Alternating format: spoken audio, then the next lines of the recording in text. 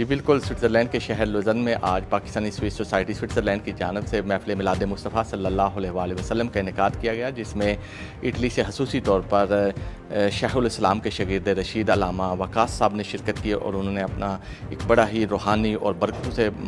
مزین خطاب کیا اور حضور صلی اللہ علیہ وآلہ وسلم کے اسوہ حسنہ، ان کی تعلیمات، ان کی برکات پر بڑی خوبصورت انداز میں روشنی ڈالی۔ اور آج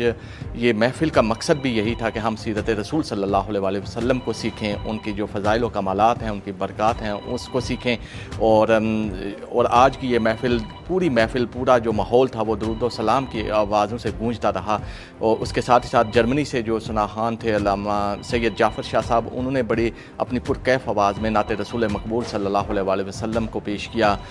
یہ محفل خصوصاً ہمارے بچوں کے لیے بہت اہم تھی تاکہ وہ حضور کی سیرت کو سیکھیں۔ آج کی محفل میں ہم نے سیلاب زدگان کے لیے فنڈ ریزنگ کا بھی اہتمام کیا اور